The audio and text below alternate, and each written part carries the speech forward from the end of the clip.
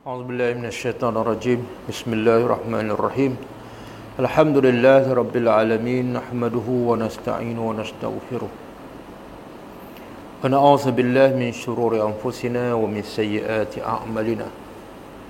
من يهده الله فلا مضل له ومن يضلل فلا هادي له.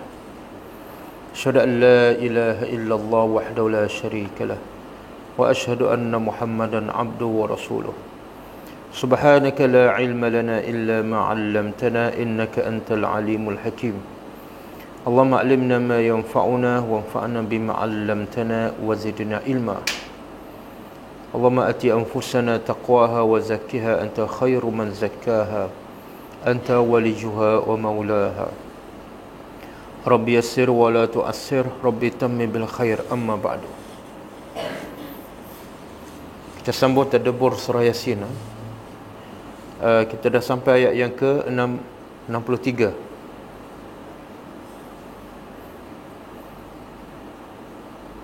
Ayat 63 dan sebelumnya Allah menceritakan tentang dua golongan manusia.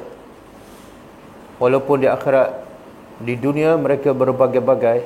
Inna sa'yakum lasyatta, sesungguhnya amalan kamu, kerja kamu lasyatta, berbagai-bagai, berbeza-beza, bermacam ragam. Tapi bila di akhirat sebenarnya akan menjadi dua golongan sahaja. Golongan pertama ialah inna ashabal jannatil yawma fi syughulin fakihun, iaitu penghuni syurga yang akan berada dalam nikmat, bahkan mereka sibuk dengan nikmat tersebut. Dan kemuncaknya mereka akan mendengar ucapan daripada Allah, salamun qawlan mir rabbir rahim. Adapun golongan kedua, Allah menghina mereka dengan cara wamtazul yawma ayyuhal mujrimun, berpisahlah kamu, asingkan diri kamu daripada orang-orang yang beriman, wahai al-mujrimun, orang-orang yang melakukan dosa. Kemudian Allah bagi tahu apa punca mereka melakukan dosa, mereka kufur dan syirik pada Allah. Puncanya ialah mereka menyembah syaitan. Walaupun syaitan itu adalah musuh mereka, tapi mereka menyembahnya, mereka mengikut syaitan. Maka Allah bagi tahu punca kesalahan itu bukan daripada Allah, tapi daripada mereka. Sebab telah ada perjanjian antara Allah dengan manusia sebelum manusia diciptakan. Allah berkata, wa ani'buduni haza siratun mustaqim, sembahlah aku sahaja, kerana ini sahaja jalan yang lurus. Jangan sembah syaitan. Kenapa? Selain daripada dia adalah musuh yang nyata, walaqad adalla, dia sebenarnya telah terbukti telah menyesatkan, minkum, daripada kalangan kamu, jibilan kasira, kumpulan-kumpulan manusia yang dah ramai dah, yang telah berjaya disesatkan oleh syaitan. Afalam takunu taqilun, kenapa kamu tak boleh berakal? Kenapa kamu tak boleh berfikir? Kamu boleh ikut syaitan yang telah menyesatkan sekian banyak manusia ke neraka. Tapi kalau kamu degil juga, Tuhan kata hazihi jahannam, inilah neraka jahannam. Bila Tuhan kata hazihi, dekat ke jauh? Hazihi dalam bahasa Arab dekat ke jauh? Dekat. Kalau jauh,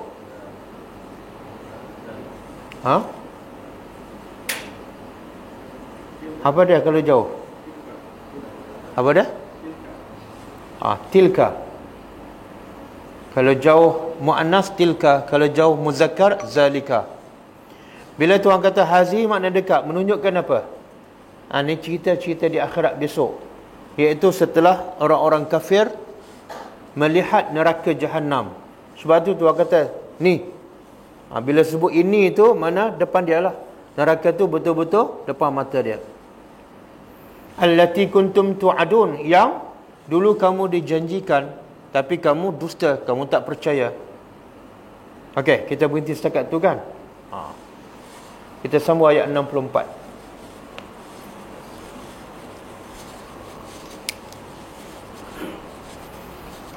A'udzubillahi minasyaitonirrajim. Islauha. Islau apa makna dia?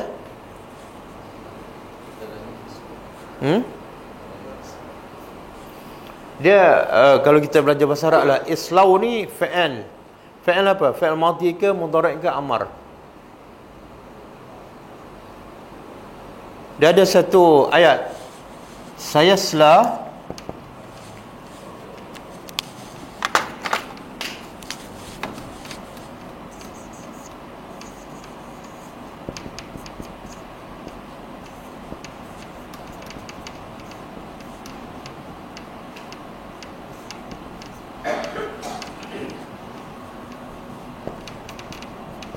sayasla naran zata lahab. Ini surah apa ni?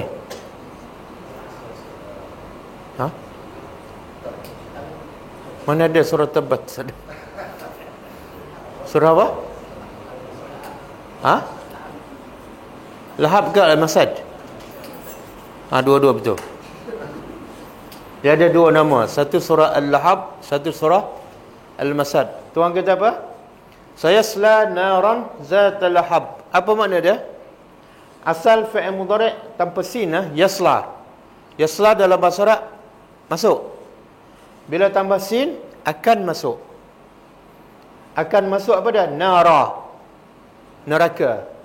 Neraka yang macam mana sifatnya? Zata lahab, iaitu yang mempunyai apa ni? Api yang marak. Siapa yang akan masuk ni? Siapa yang akan masuk? Abu Lahab. Kenapa Tuhan guna fi'il mudhari'? Sayasla. Dia ni fi'il amar, perintah, masuklah. Yang ni akan masuk. Sebab ini Allah nak bagi tahu ketika ayat ni turun, Abu Jahal, bukan Abu Jahal, Abu Lahab masih ada. Dia belum mati. Bila dia akan masuk? Setelah dia mati, setelah berlaku kiamat. Maka Tuhan kata kelak dia akan masuk. Tapi dalam ayat ni Tuhan nak cerita apa yang berlaku di akhirat besok. Sebelum ni Tuhan kata apa? Sebelum ayat ni, hazihi jahannam, ini neraka jahannam allati kuntum tu'adun, yang dulu kamu dijanjikan.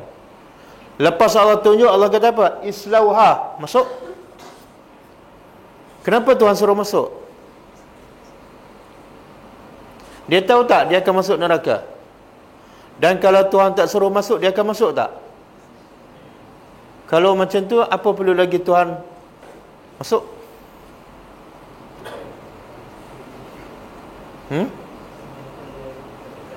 Apa dia? Sebenarnya satu penghinaan.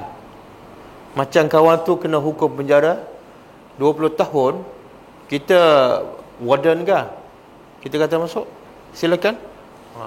Bahasa tu apa dia tu? Perli, silakan.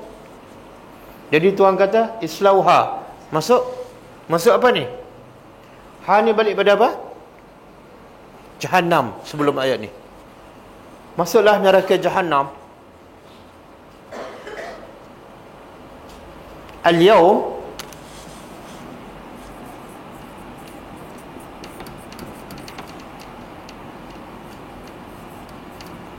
Al-yawm hari ini. Kenapa kena masuk? Bima kuntum takfurun. Bi ni dalam masyarakat dipanggil bi basababiyah, dengan sebab.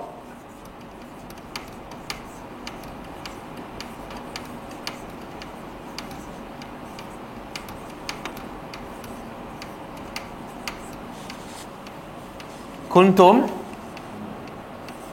adalah kamu, takfurun, kufur ataupun engkar. Kenapa Tuhan bagi tahu? Masuklah kamu hari ini neraka Jahannam. Kenapa Tuhan begitu sebab? Dengan sebab kamu kufur. Kan? Orang nak masuk penjara, kita kata masuk sebab kamu mencuri. Perlu tak kita sebut sebab?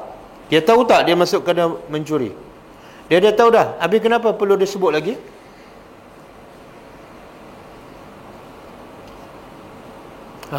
Faham soalan kan? Itu tadabbur.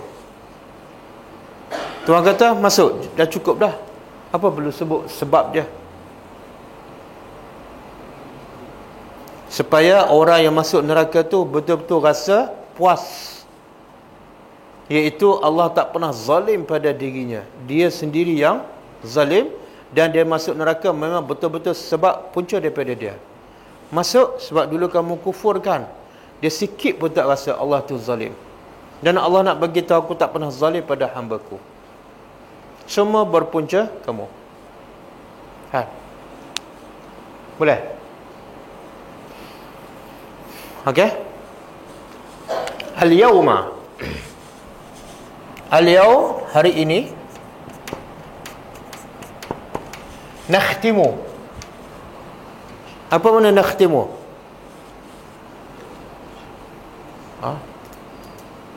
Nakhtimu kalau bekas, kita tutup. Perbuatan menutup bekas tu dipanggil khatmu, tutup.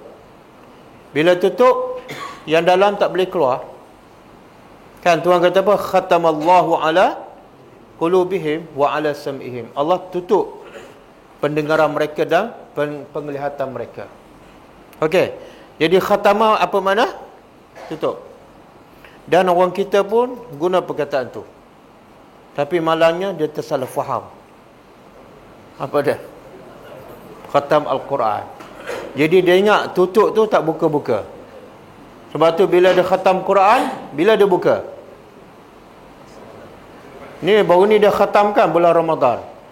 Lepas Ramadan dia tak buka. Bila dia buka? Bulan Ramadan tu. Sebab apa? Dia faham khatam tu tutup, tak boleh buka. Sama juga bila dia faham salat witir, dia ingat salat witir adalah salat penutup. Jadi dia tak solat dah. Kan? Sebenarnya selepas solat witir, boleh tak kita solat lain? Boleh ke tak? Bukan tengah malam. Lepas solat Isya kita solat witir 3 rakaat. Lepas solat witir 3 rakaat terus kita nak solat. Masa tu juga. Boleh ke tak? Boleh ke tak? Boleh, tak payah buka balik. Boleh, ada hadis sahih. Nabi solat witir 3 rakaat, kemudian Nabi solat 2 rakaat. Boleh. Betul, solat witir solat penutup, tapi bukan tutup yang tak boleh buka. Apa dah? Hujung lah. Tapi Nabi solat selepas witir, Nabi solat pula 2 rakaat. Kita kalau dah lepas witir, lega lah. Sebab apa? Tak boleh solat dah tutup. Okey, al-yawm, hari ini, nakhtimu. Kami tutup. Tutup apa ni? Ada badan, dia dalam badan manusia ada satu benda yang anggota badan yang sangat besar masalah dia. Apa dia? Mulut. Punca manusia masuk neraka sebab kepala ke, sebab lutut ke, sebab lidah? Lidah. Nabi berkata pada Muaz, manusia masuk neraka sebab lidah dia. Anggota badan yang kecil dan yang paling lembut. Tapi itulah punca masuk neraka. Kan? Tengok, sampai ke neraka pun dah nak cakap lagi. Sampai Tuhan tutup mulut dia. Kan? Tuhan tutup apa ni? Ala afwahihim, atas afwahihim, mulut.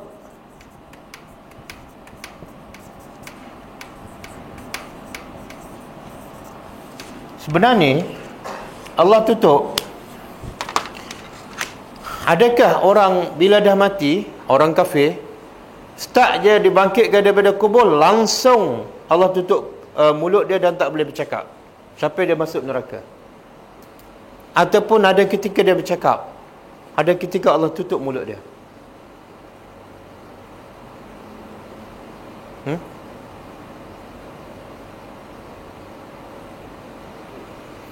Hello? Tak. Adakah orang-orang yang tak beriman Allah tutup mulut dia mula daripada berlaku kebangkitan, dibangkitkan daripada kubur sampai dia masuk neraka, sepatah pun dia tak boleh cakap, ataupun ada ketika dia boleh cakap, ada ketika Allah tutup mulut dia.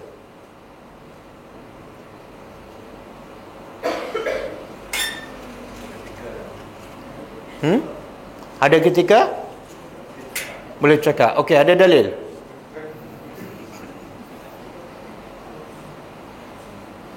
Ya, Islam mesti ada dalil.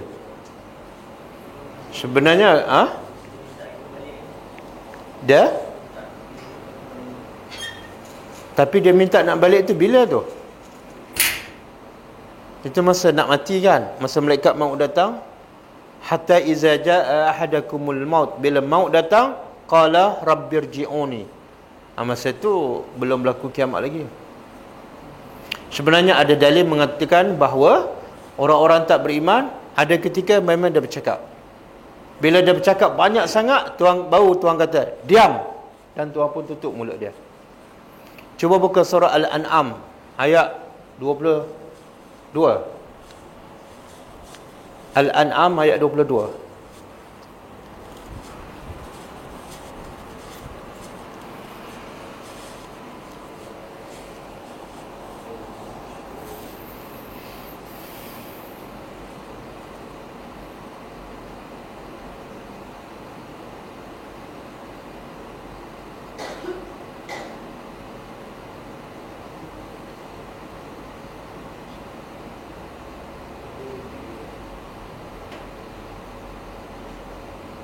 Ada?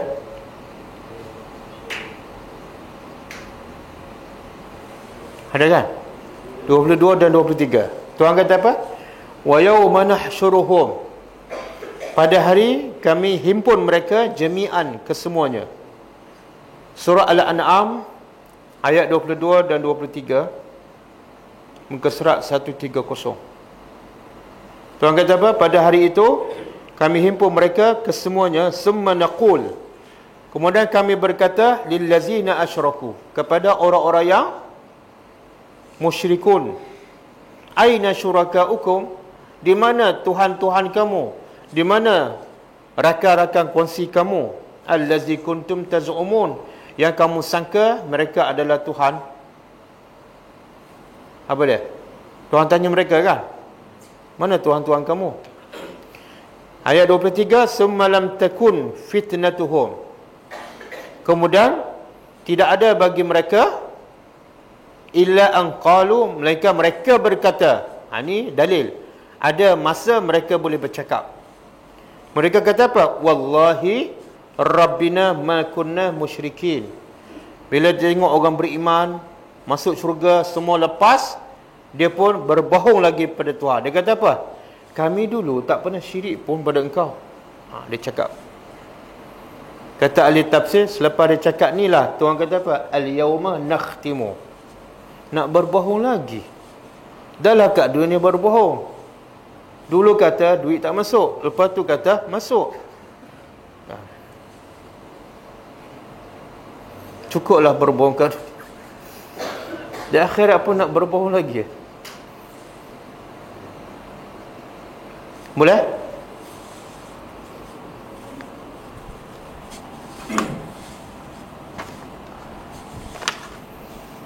Okey. Tuhan tutup mulut-mulut mereka. Kemudian wa tukallimuna, dan apa dia? Akan bercakap kalam na kepada kami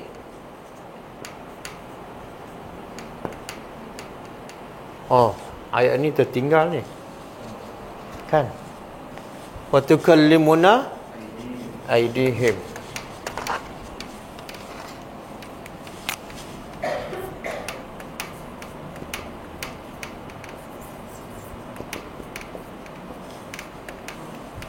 Wa tashhadu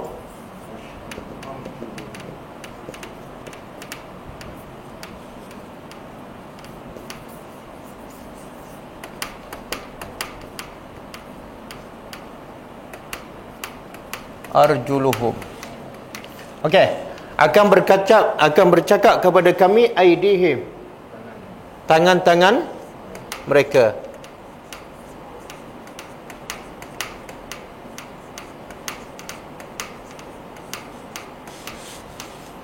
Bila mulut ditutup, apa yang akan bercakap? Tangan. Kemudian watashhadu, dan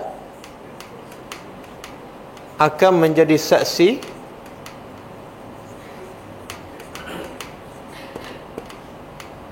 apa dia? Arjul. Apa dia arjul? Kaki-kaki. Dan kalau satu rijlun, kalau jamak arjul.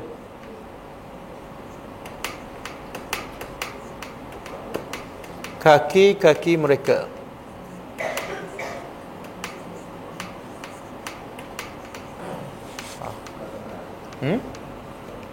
Sama saja. Semua.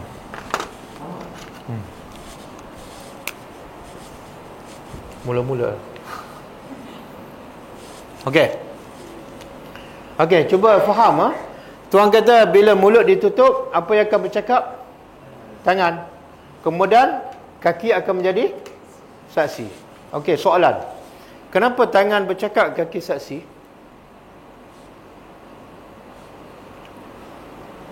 Kenapa tak tangan juga bercakap dan tangan juga jadi saksi? Ha? Apa dia? Bias? Mana ada di akhirat tak ada bias dia? Ha?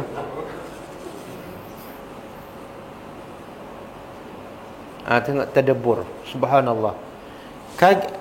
Tangan bercakap sebab apa? Yang biasa buat perbuatan apa dia? Tangan. Betul? Sebab tu banyak tuan kata zaharal fasadu bima kasabat aidin nas. Berlakunya kerosakan dengan sebab aidi, tangan-tangan. Tuhan tak kata kaki. Dan Tuhan mencela Abu Lahab. Mula-mula Tuhan cela apa dia? Tabat yada, tangan. Kenapa? Biasa yang buat jahat, yang masuk duit dalam akaun, kaki ke tangan? Tangan. Ya tanda tangan. Mana ada? Kemudian kaki apa fungsi dia? Kaki menjadi saksi. Kaki kata, betul, aku yang bawa tangan ni pergi ke ATM tu. Kan? Nampak? Jadi saksi ni contohlah. Kalau saya bersalah, saya ada saksikan. Saksi tu dia saksi untuk diri dia ke untuk orang? Saksi sebenar dia saksi untuk diri dia ke untuk orang yang bersalah? Orang yang bersalah kan? Samalah. Sekarang bila kaki menjadi saksi, kenapa? Sebab dia menjadi saksi kepada tangan yang melakukan perbuatan. Boleh? Sebab kaki tak biasanya, kaki tak buat kesalahan, yang buatnya tangan. Maka kaki hanya menjadi saksi kepada tangan. Boleh?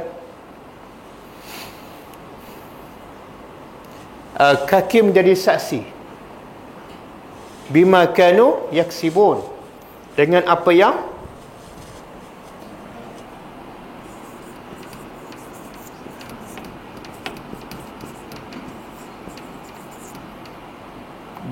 yang adalah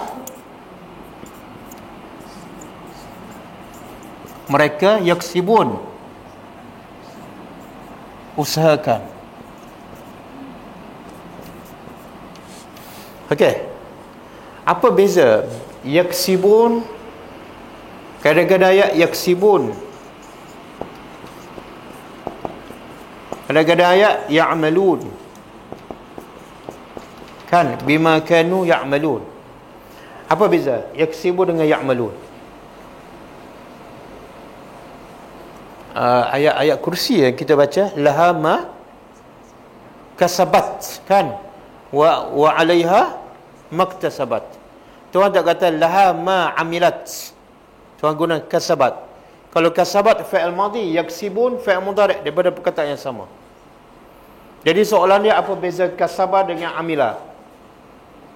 Dalam bahasa Arab beza dia, kasabah ni usaha kita dan kehendak kita sendiri. Bila kita buat salah, tetap berdosa. Sebab apa? Kita usaha, kita sengaja, kita niat. Adapun amalan umum, kadang-kadang kita tak sengaja, kita terambil barang orang, kita ingat yang kita punya, itu tak dikira dosa. Itu dia panggil amal. Boleh? Jadi amal ni mungkin jadi dosa, mungkin tak. Tapi kalau kasabat, pasti berdosa. Sebab apa? Kita usaha, kita niat, kita berazam. Boleh? Okey, dalam ayat ni Tuhan bagi tahu yang menjadi saksi berapa ni?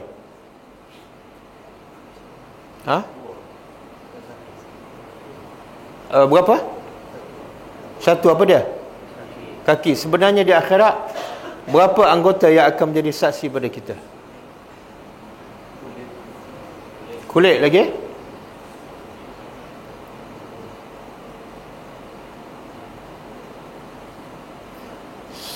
Apa dia? Semua Tuhan sebut dalam Quran. Tahu tak sebab apa tak tahu? Tahu sebab apa tak tahu?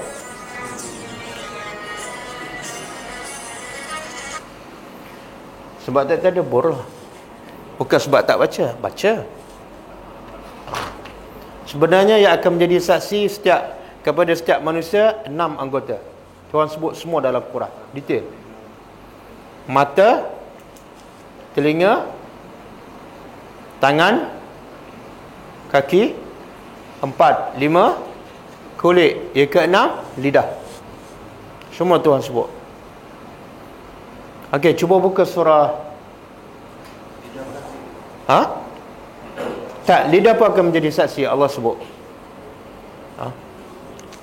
Cuba buka surah ni.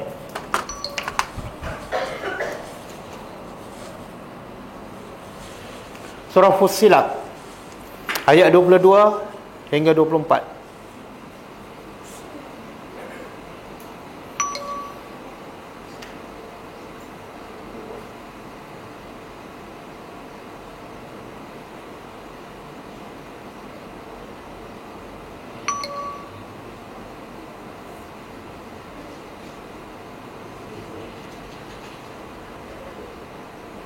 Jumpa? Surah Fussilat ayat 22 hingga 24.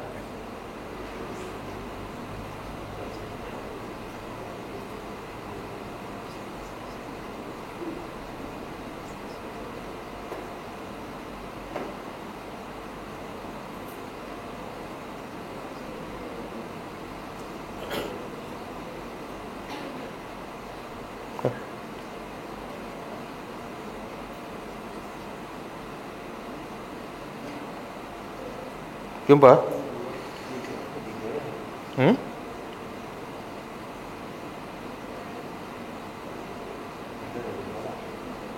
Sorry, 21. 21. Okey, cuba tengok. Wa qalu, mereka berkata li juludihim. Daripada ayat 20. Ayat 20.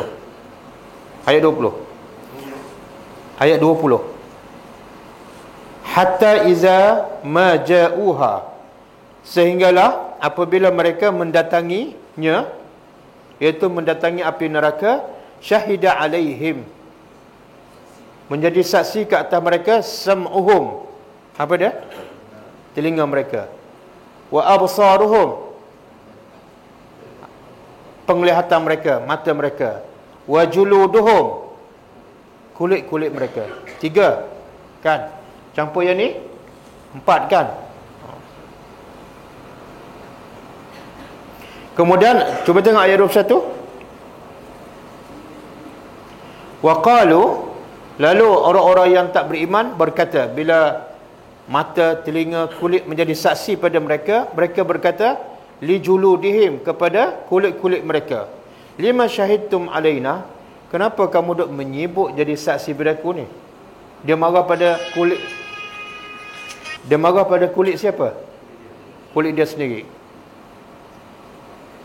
Dulu masa kat dunia dia jaga tak kulit tu? Kan dia sapu lotion kan, dia buang pecek jerawat. Bila di akhirat besok, dia marah. Okey, yang jadi saksi tadi mata, telinga, kulit. Tapi bila dia marah, kenapa dia marah pada kulit sahaja? Faham tak? Dia kata mereka berkata kepada kulit mereka. Sepatutnya ayat mereka berkata pada telinga mereka, pada mata mereka, pada kulit mereka. Kenapa kamu semua menjadi saksi pada kami? Kenapa kulit sahaja? Itu tadabbur tu. Kenapa? Sebab anggota badan yang paling merasai kepedihan azab apa dia? Kulit. Mata sikit-sikit je, telinga sikit-sikit, yang paling banyak kulit. Sebab apa? Badan kita dipenuhi dengan kulit. Maka dia kata kulit imung ni jadi saksi ni. Habis aku rasa sakit kan.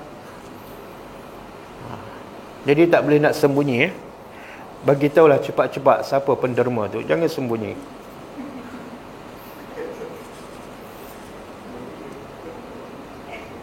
Okey. Dah berapa dah saksi? 3. Cuba dah 4 lah. Dalam ayat ni 3, itu 1 kaki. 4. Ada 2 lagi. Lidah dengan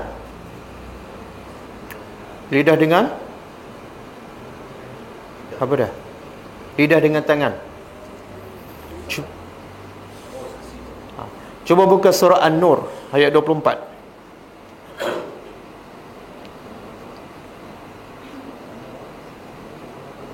Surah An-Nur surah 24 kan?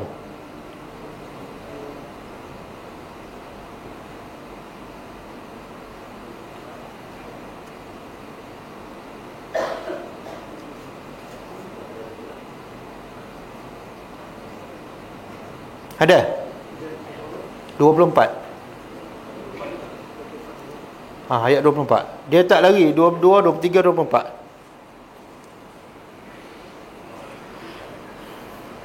Surah An-Nur, surah 24 ayat 24. Tuan kata apa? Yauma tashhadu alaihim. Pada hari itu akan menjadi saksi kepada mereka alsinatihim. Alsinah jamak lisan. Lidah-lidah mereka. Dan wa aidihim, dan tangan-tangan mereka. Wa arjuluhum, dan kaki-kaki mereka bima kanu ya'malun. Jadi berapa semua saksi? Berapa semua? 6. Dalam surah apa tadi? Surah Fussilat, mata, telinga, kaki. Dalam surah An-Nur, lidah, tangan. Fussilat, kulitnya, kulit. Jadi semua 6. 6 anggota badan kita akan menjadi saksi. Jadi tak boleh nak lari. Alhamdulillah Allah bagi peluang pada kita masih hidup dan boleh bertobat. Jangan buat salah. Bila buat dosa teruslah bertobat. Sebab tak boleh nak lari. Bukan orang lain jadi saksi. Anggota yang ada pada badan kita sendiri. Okey?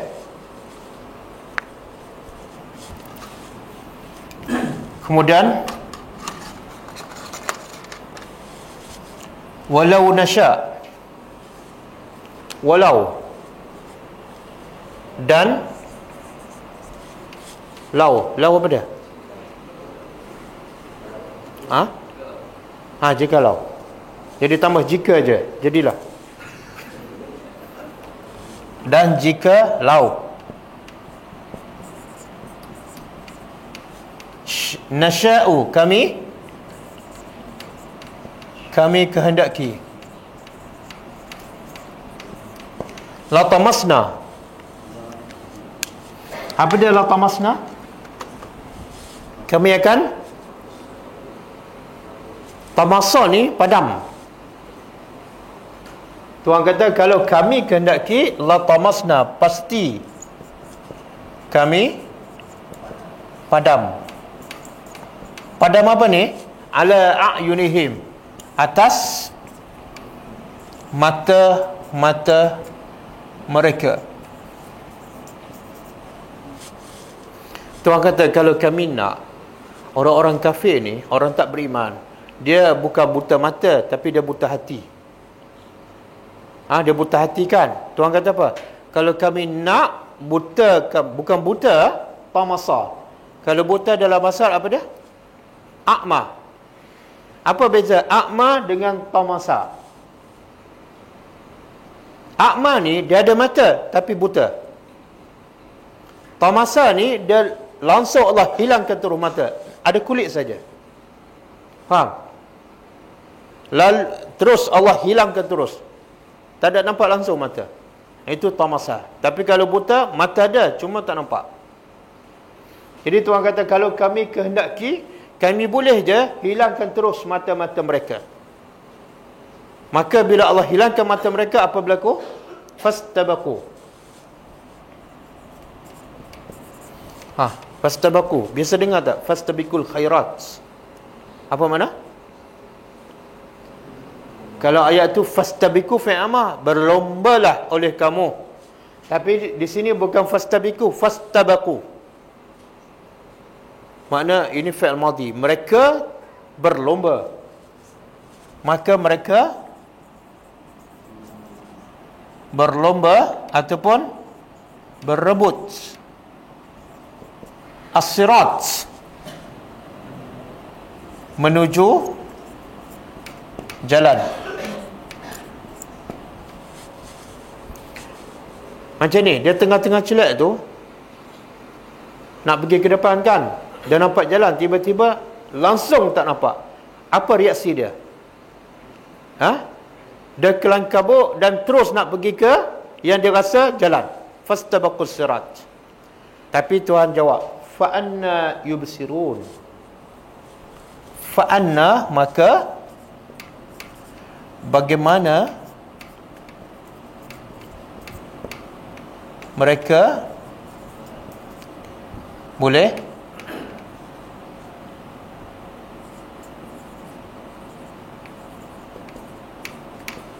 dia berlomba nak cari jalan, tapi Tuhan kata macam mana dia boleh nampak jalan tu, sebab mata dah tak nampak.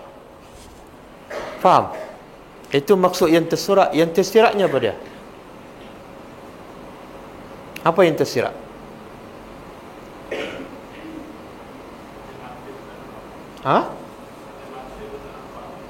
Ada mata tak nampak. Tapi kebanyakan orang kafir nampak tak? Orang kafir mana celak kan? Jarang orang kafir buta. Apa maksud Tuhan kata? Kalau kami nak, kami boleh padam terus mata dia. Bila padam, dia tak akan nampak apa-apa. Bila tak nampak, dia tak akan jumpa apa-apa. Sebenarnya Tuhan nak buat contoh. Kalau hati mereka telah buta, mustahil dia akan jumpa hidayah. Macam mana boleh jumpa? Sebab hati dah buta. Sama seperti mata dah buta, mustahil dia akan jumpa jalan. Sebab tak nampak. Dia terpaksa dipimpin. Jadi Tuhan nak buat contoh. Dan mungkin juga ulama kata, kalau Tuhan nak butakan hati, kemudian Allah nak butakan mata pula, boleh. Sebab tu Tuhan kata, lau. Kalau kami nak buta semua, hati pun buta, mata pun buta, boleh. Tapi kenapa Tuhan tak butakan mata? Kenapa? Sebab tu Allah rahmatan lil alamin. Allah nak bagi peluang. Kalau hati dah buta, mata pula buta, lagi susah nak jumpa hidayah. Betul tak? Kadang-kadang hidayah dapat daripada apa? Dengan melihat ciptaan Allah. Kan? Ulul absar. Boleh? Kita bersyukur tak? Mata boleh lihat, hati pun masih nampak hidayah. Alhamdulillah. Okey.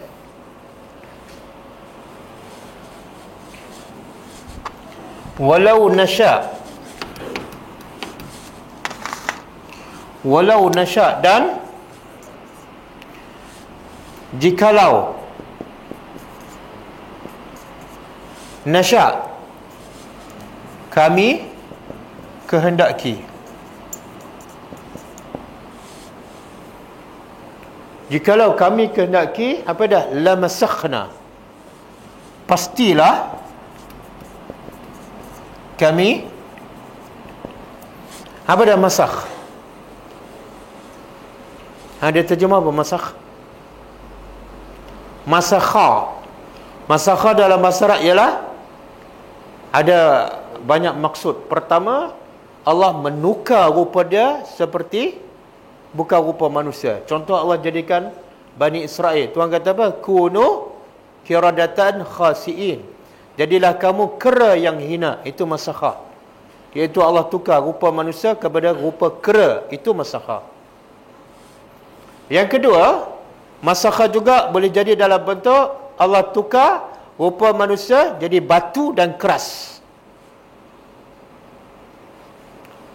Yang kisah apa dulu? Yang anak derhaka tu sumpah jadi batu. Si Tanggang. Si Tanggang kan? Si Tanggang kan? Dia disumpah oleh siapa? Mak dia. Lepas tu jadi apa? Betul tak cerita tu?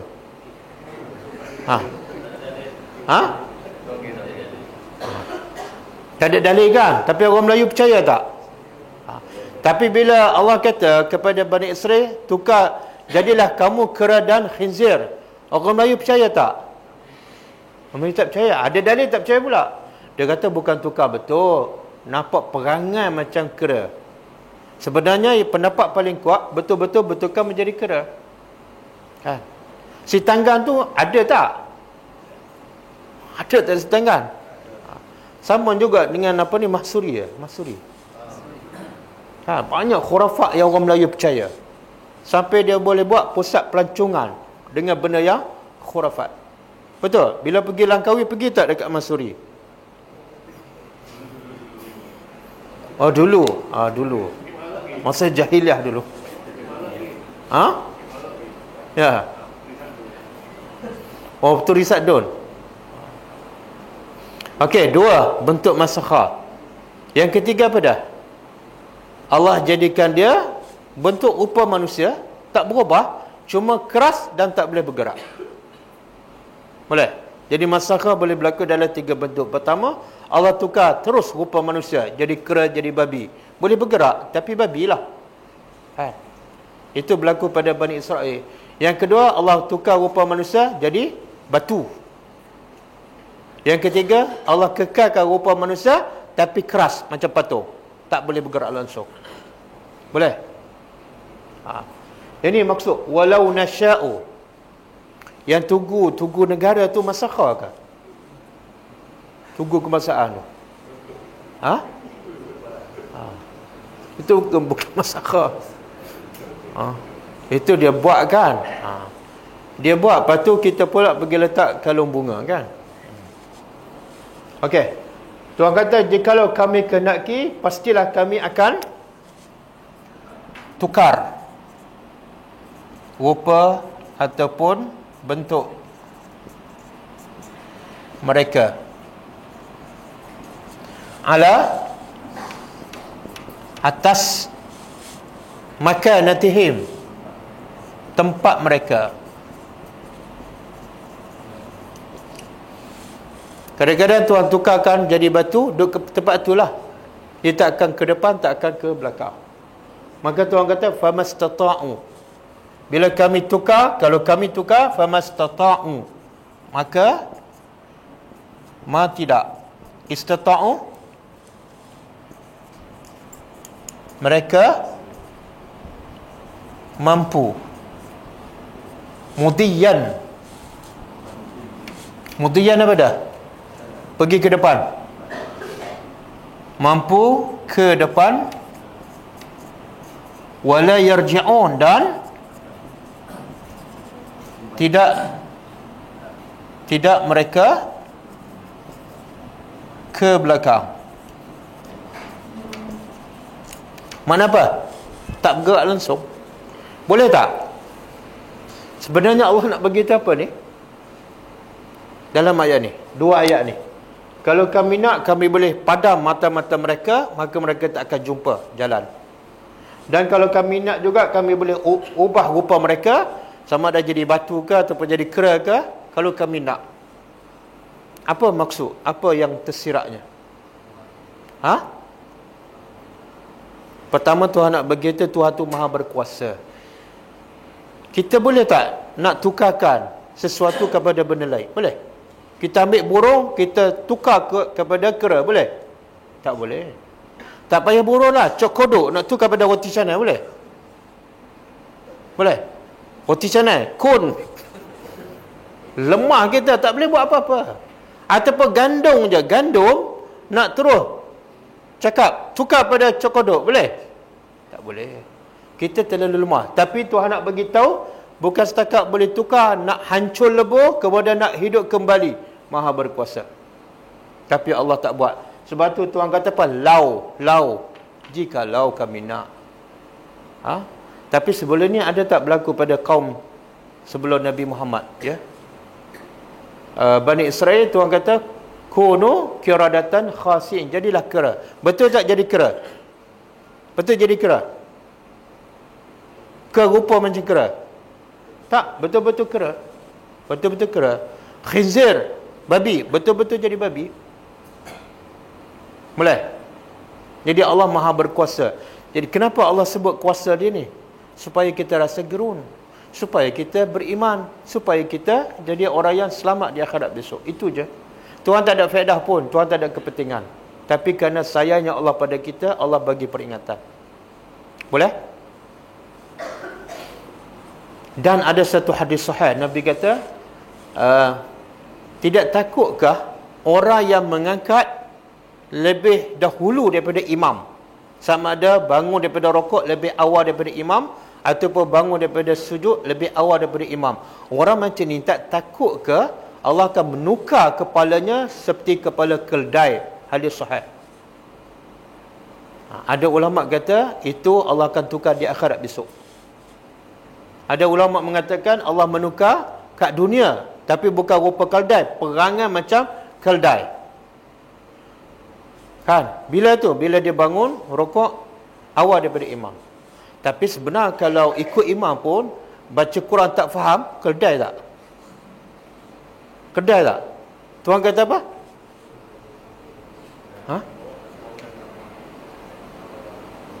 Jangan buat lupa ayat tu. Apa dah?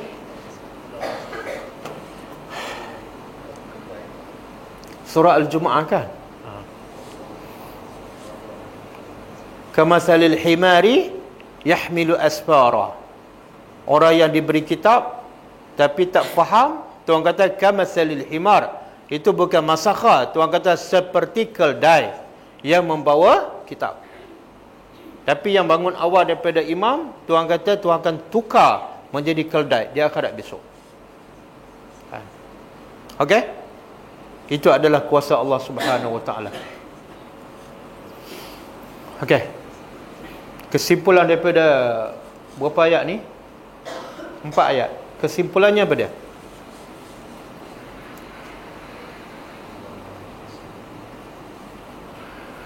Kita buat apa saja, kita hebat macam mana sekalipun, kita tak akan lepas di akhirat besok. Sebab apa? Semuanya akan menghadap Allah, dan bila menghadap Allah, cakap apa pun Allah tak akan terima.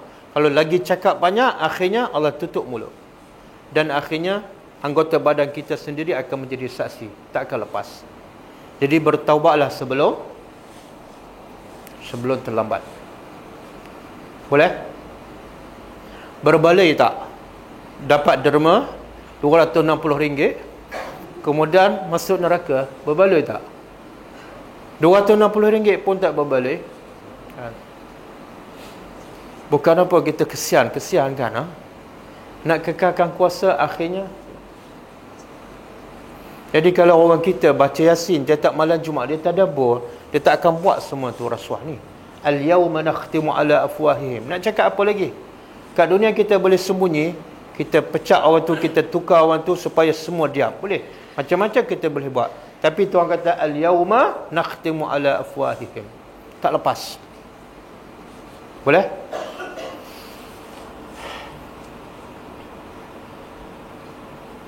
Okey, ada soalan tak? Cukup 4 ayat. Ada soalan? Boleh? Tak ada soalan? Kalau tak ada soalan, saya nak bagi soalan.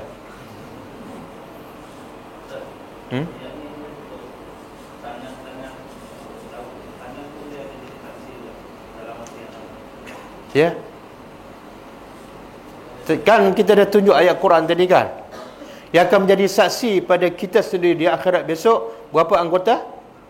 6. Pertama, mata. Yang kedua, telinga. Yang ketiga, kulit. 3 ni dalam ayat apa? Surah apa? Fussilat ayat 22 hingga 24. 22 lah, 22. Kemudian 3 lagi apa dah? Lidah, tangan, kaki. Dalam surah An-Nur ayat 20 24. 6. Lidah pun akan jadi saksi.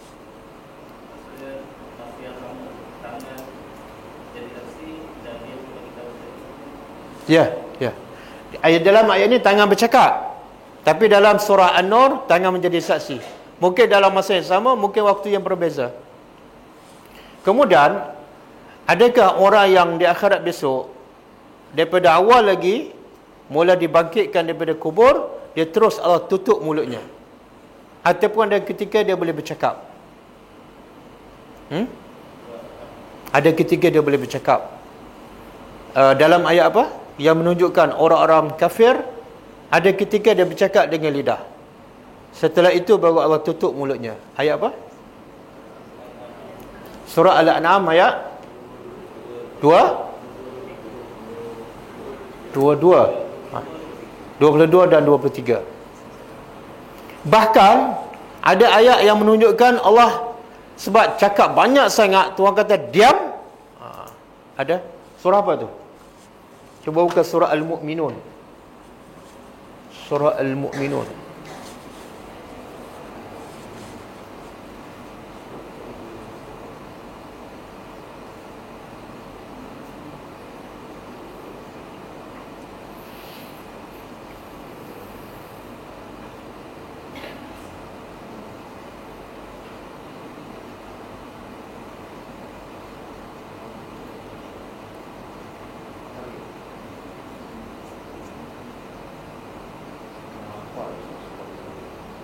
Jumpa ayat 108. Surah 23 ayat 108, muka surat 349.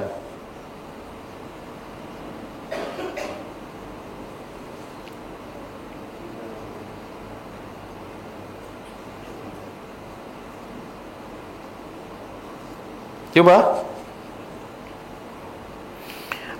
ambil daripada ayat 107. Apa yang dia cakap? Apa orang tak beriman cakap? Dia kata, Rabbana, wahai Tuhan kami, akhrijna, keluarkan kami minha, daripada neraka. Dia minta lagi nak keluar. Dan dia kata apa? Fa in udna, kalau kami balik seperti asal, fa inna zalimun, memang kami zalim. Bagilah peluang terakhir.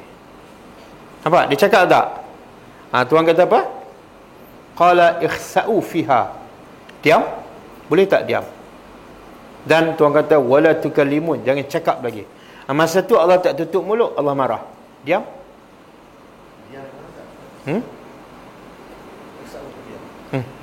Dia terjemah apa tu? Tinggal.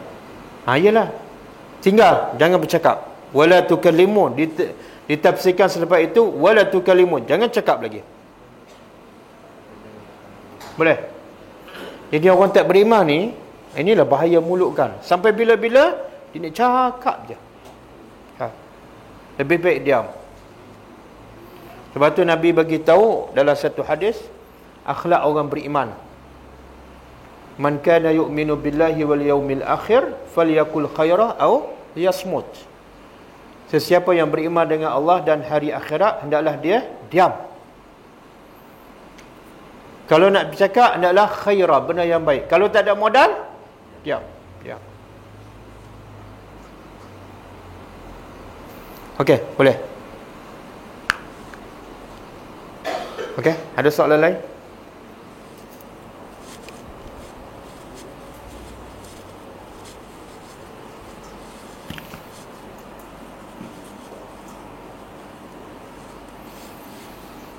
Apa makna Tamasa. La tamasna.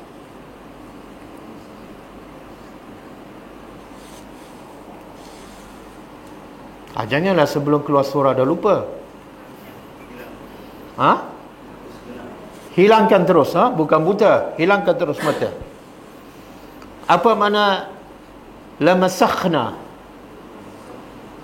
Masakhna pada ubah, tukar. Dan tukar boleh dalam 3 bentuk. Pertama, tukar terus rupa, sama seperti kera ataupun babi. Yang kedua, jadi batu. Yang ketiga, rupa kekal tapi keras.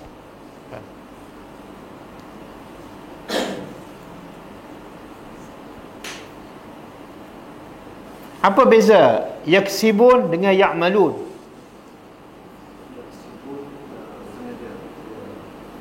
Ya'malun ya'malun umum, mungkin dia buat amalan dengan sengaja, dengan niat, dan mungkin dia secara tak sengaja terlupa. Tapi yaksibun memang berdosa sebab dia sengaja dan memang ada niat.